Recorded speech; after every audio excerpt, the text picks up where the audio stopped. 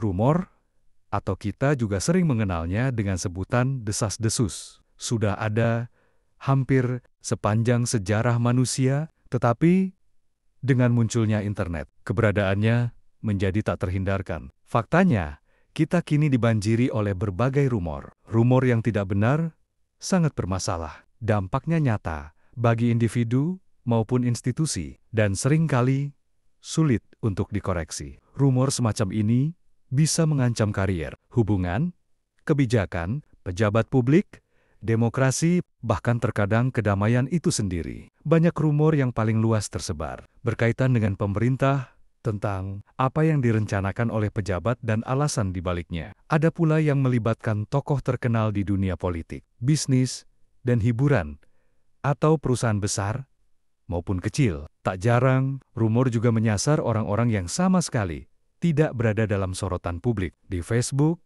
Twitter, atau media sosial lainnya. Setiap orang memiliki risiko tertentu. Kita semua berpotensi menjadi korban rumor, termasuk yang palsu dan keji. Dulu banyak orang Amerika percaya bahwa Barack Obama adalah seorang Muslim, bahwa ia tidak lahir di Amerika Serikat, dan bahwa ia berkawan dengan teroris. Rumor menyebar luas tentang dugaan tindakan mengerikan, keyakinan, dan motif pejabat publik, serta tentang kehidupan pribadi yang diduga skandal. Tidak hanya bagi para pejabat tersebut, tetapi juga bagi banyak orang lain yang memiliki profil publik tinggi. Rumor juga dapat merugikan perekonomian. Jika tersebar kabar bahwa sebuah perusahaan akan bangkrut, para pemegang saham mungkin ketakutan dan menjual saham mereka. Akibat rumor tersebut, perusahaan itu benar-benar bisa mengalami kegagalan. Bahkan jika tidak berdasar, rumor dapat memengaruhi pasar saham secara keseluruhan. Tidak mengherankan jika Komisi Sekuritas dan Bursa (Securities and Exchange Commission) sangat memperhatikan dampak buruk dari rumor palsu, dan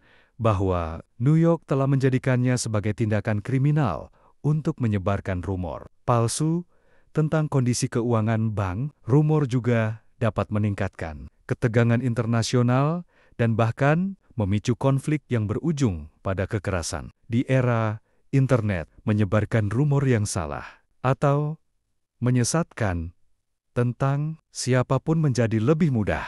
Seorang siswa sekolah menengah, seorang tenaga penjual, seorang profesor, seorang bankir, seorang pengusaha, seorang pialang asuransi, atau agen real estate, semuanya rentan terhadap tuduhan yang dapat berdampak menyakitkan, merusak, atau bahkan menghancurkan. Jika ada tuduhan pelanggaran yang muncul di internet, siapapun yang mencari nama tersebut di Google akan langsung menemukannya. Tuduhan itu akan ikut mendefinisikan orang yang bersangkutan, bahkan bisa saja muncul di Wikipedia, setidaknya untuk sementara waktu. Dalam praktiknya, informasi tersebut bisa menjadi permanen. Karena alasan ini, sebuah rumor palsu dapat memiliki dampak jangka panjang. Pembahasan kali ini memiliki dua tujuan. Pertama, menjawab pertanyaan berikut. Mengapa manusia biasa menerima rumor, bahkan yang palsu, merusak dan terdengar tidak masuk akal? Mengapa kelompok atau bahkan negara tertentu mempercayai rumor yang oleh kelompok atau negara lain dianggap menggelikan? Tujuan kedua adalah menjawab pertanyaan ini. Apa yang bisa kita lakukan untuk melindungi diri dari dampak buruk rumor palsu? Seperti yang akan kita lihat, salah satu jawabannya adalah dengan menyadari bahwa efek jera terhadap penyebar kebohongan yang merusak bisa menjadi langkah yang sangat baik, terutama jika kebohongan tersebut tergolong pencemaran nama baik. Kita juga akan melihat bahwa ketika seseorang mempercayai sebuah rumor, seringkali itu adalah keputusan yang rasional dalam konteks pengetahuan yang mereka miliki saat itu. Sebagian besar penilaian kita didasarkan pada informasi yang tidak langsung atau bukan hasil pengalaman pribadi. Bagaimana kita tahu bahwa bumi tidak datar, bahwa Shakespeare benar-benar ada, bahwa materi tersusun dari atom, bahwa Holocaust benar-benar terjadi, bahwa Lee Harvey Oswald membunuh Presiden Kennedy? Sebagian besar pengetahuan kita tentang orang lain, negara lain, budaya lain, dan agama lain bersifat tidak langsung. Kita jarang memiliki kepastian apakah sebuah perusahaan sedang mengalami masalah besar, apakah seorang pejabat publik menerima suap, atau apakah seorang tokoh berpengaruh, memiliki agenda tersembunyi, atau masa lalu yang kelam. Karena kurangnya pengetahuan langsung, kita cenderung berpikir bahwa jika ada asap, pasti ada api, atau bahwa sebuah rumor tidak akan menyebar jika tidak memiliki setidaknya sedikit kebenaran, kecuali jika setidaknya ada sebagian kebenaran di dalamnya. Mungkin kenyataan sebenarnya bahkan lebih buruk daripada rumor yang beredar. Tentu saja, kita harus berhati-hati sebelum mempercayakan negara atau perusahaan kita kepada seseorang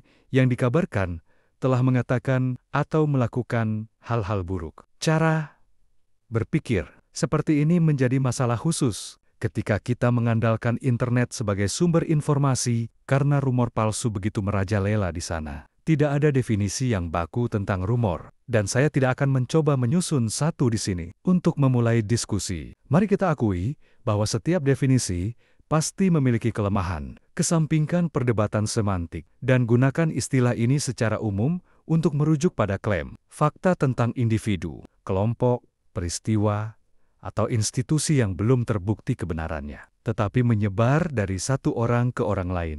Rumor mendapatkan kredibilitas bukan karena adanya bukti langsung yang mendukungnya, melainkan karena banyak orang tampaknya mempercayainya.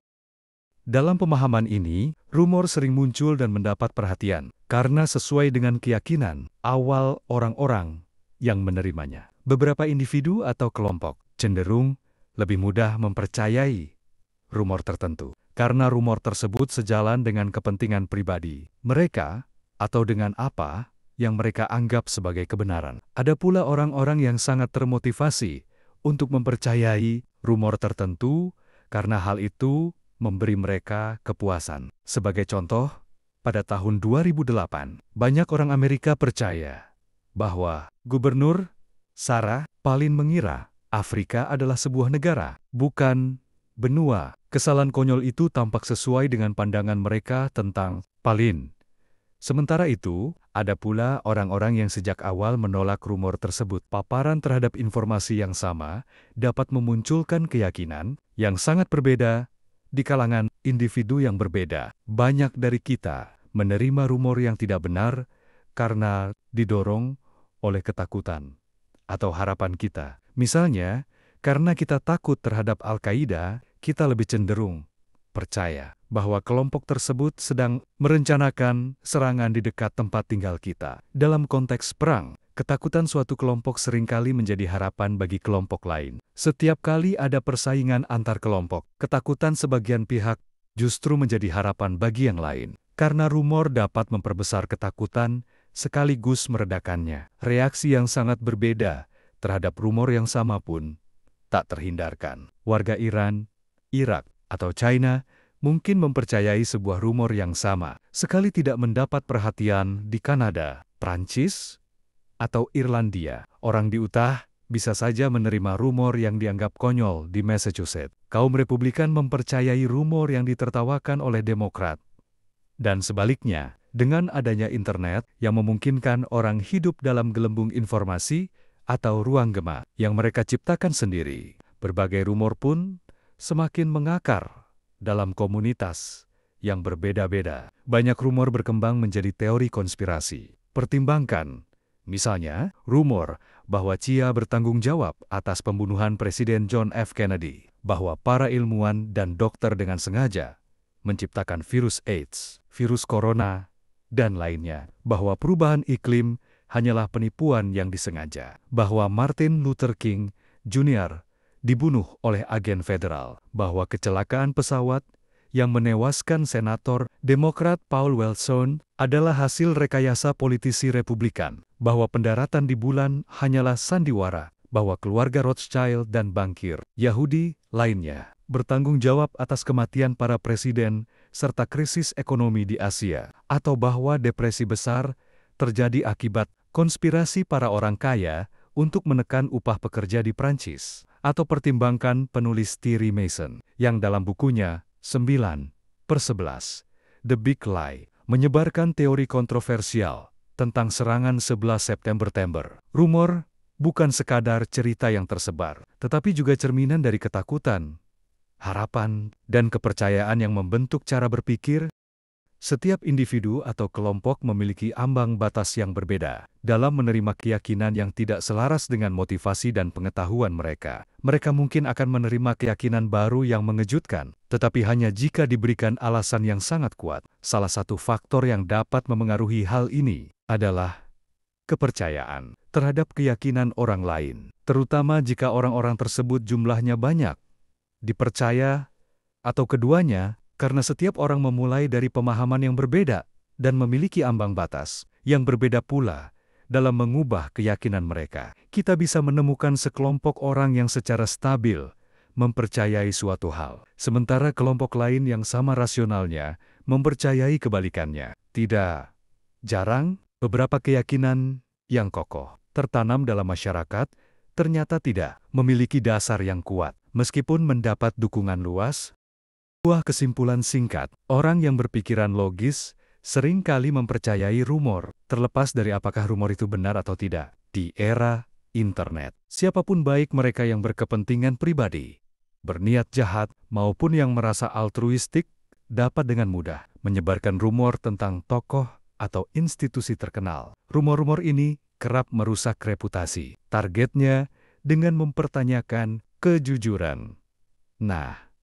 Kejujuran, moralitas, keadilan, patriotisme, atau bahkan kewarasan mereka. Seringkali tokoh publik digambarkan sebagai individu yang bingung atau korup secara fundamental. Namun, mereka yang bukan figur publik pun tidak luput dari ancaman yang sama. Dalam hitungan detik, seseorang dapat dipersepsikan sebagai sosok yang memiliki penilaian buruk atau telah melakukan kesalahan yang pada akhirnya dapat melukai atau bahkan menghancurkan reputasi mereka. Internet memungkinkan informasi tersebar ke seluruh dunia dalam sekejap, dan siapapun dapat menemukannya dengan mudah. Keberhasilan atau kegagalan sebuah rumor sangat bergantung pada keyakinan awal orang-orang. Banyak dari kita cenderung menerima pernyataan negatif tertentu tentang pejabat publik atau institusi penting. Menerima kebenaran pernyataan semacam itu bisa memberikan kelegaan emosional atau memperkuat kecenderungan awal kita, sehingga mengurangi ketidaksesuaian atau disonansi kognitif. Sebaliknya, orang-orang yang memiliki pandangan positif terhadap individu atau institusi tersebut cenderung menolak pernyataan yang sama, karena hal itu menimbulkan ketidaknyamanan atau disonansi dalam pikiran mereka. Motivasi ini berkaitan erat dengan cara kita memproses informasi. Biasanya, pandangan awal kita terbentuk berdasarkan apa yang sudah kita ketahui. Jika sebuah rumor sesuai dengan keyakinan yang telah kita pegang, kita cenderung menganggapnya benar. Namun, jika rumor itu bertolak belakang dengan pengetahuan kita, kita memiliki alasan untuk meragukannya.